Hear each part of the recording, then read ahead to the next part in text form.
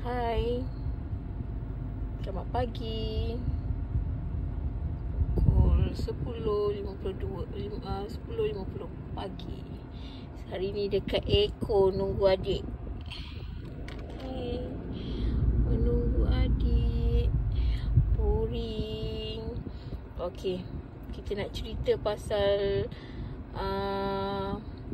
misteri lagu Ada Risma.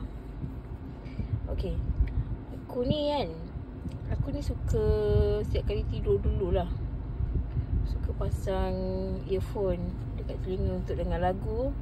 Sambil tu lalok-lalok lah nak tidur kan. Okay, setiap kali pasang lagu aku akan tahu dia start daripada A bermaksud Ada Risma, sebab aku memang download lagu-lagu lama-lama. Aida Risma aku akan tahu muzik dia, dia punya first rentak dia. Okay, aku tahu. So aku pasang lah, satu hari tu aku pasang lah dekat telinga. Aku play je dekat telefon. Tiba-tiba korang tahu aku dengar apa? Dengar bunyi orang macam memang sumpah gila. Masa tu aku betul-betul terperanjat. Sebab tiba-tiba je ada bunyi macam tu. Memang sebelum ni tak. Sebelum ni memang akan bunyi terus buka je, memang akan terus bunyi ni lah, first music. So aku memang terperanjat. Aku lekas rentak earphone, aku terus campak ke tepi. Memang takut lah, memang terperanjat gila lah. Sebab aku dengar bunyi orang macam berdengus. Orang berdengus yang kuat. Aku campak. Sekali aku beranikan diri lah, ambil benda tu, aku pasang balik kat telinga. Aku play balik semula.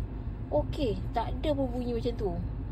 Start malam tu aku dah tak ada dengar lagi lagu. Aku dah tak ada pasang lagi earphone. Aku dah tak ada dengar lagu. Aku dah takutlah, seram lah. Gila kau, tiba-tiba kau dengar lagu yang hari-hari memang kau dengar, kau tahu apa benda yang first tu lagu apa, second lagu apa, third lagu apa. Tiba-tiba engkau boleh dengar bunyi orang berdengus. Menyeramkan memang. Masa tu aku punya jantung berdegup-degup. Aku punya darah naik sampai ke atas kepala dah. Dia punya terperanjat tu. Lepas tu start tu memang aku dah tak ada lagi lah nak dengar lagu-lagu ni. Sebab takut benda yang sama berulang. Tu je lah aku nak cerita hari ni. Adik aku pun belum turun lagi. Dah 20 minit dah aku tunggu. Okay, nanti kita sambung lagi. Thank you tau.